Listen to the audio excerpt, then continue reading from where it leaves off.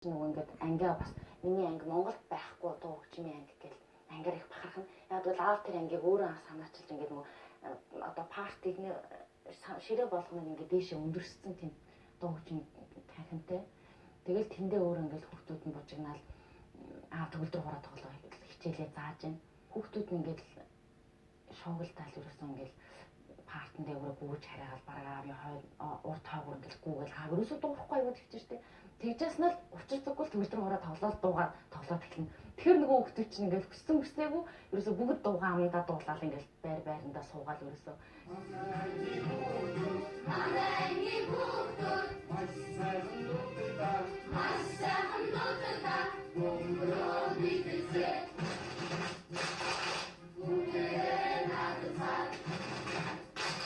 аав минь ингэж хэлдэг байсан. Ер нь бол ингээд дуу хөгжмөд дуртай, дуу хөгжмийнхөө хичээлд их төвтэй оролцдог ийм хүүхдүүд хизээж одоо хүнд худлаа хэлдэггүй, улгай дээрэн хийдэггүй, тийм л хүүхдүүд болж төлөвшдөг гэдэг.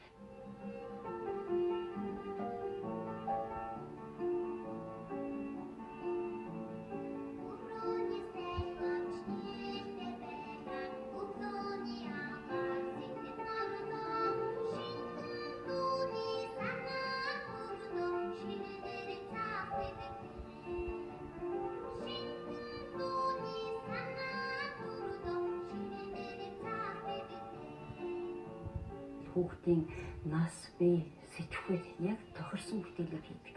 Сургууль дээр багангийн хүүхдүүдийн дунд биегээд хамтлаг байгуулсан. Дунд насныханд нас оддын дуулал, алхагийнханд нарны дуулал гэж хамтлагуудыг байгуулсан. Яг тэгээд нас нь тохирсон хөөрхөн уран бүтээлүүдийг хийдэг.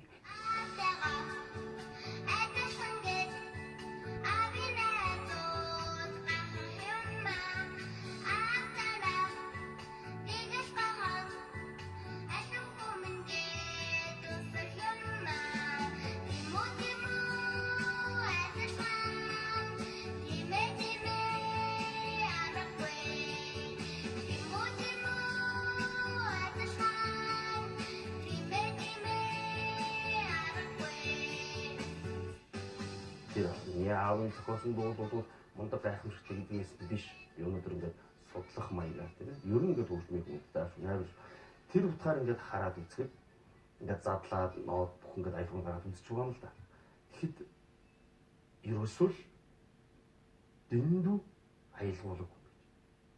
Ерөөсөө тэгүн тэр чигээр аялах гэж. Ягаад гэвэл дууны үгэн дээр ажиллаж байгаа, дууны бүтц дээр ажиллаж байгаа. Ерөөсөө дуу гэдэг чинь дуулах гэсэн. Хүн дуулаад хүн дуулахад эвтэйхэн дуулчдаг, үгэн цээжлэгчдэг, хүн сонсоод дуушгал байна.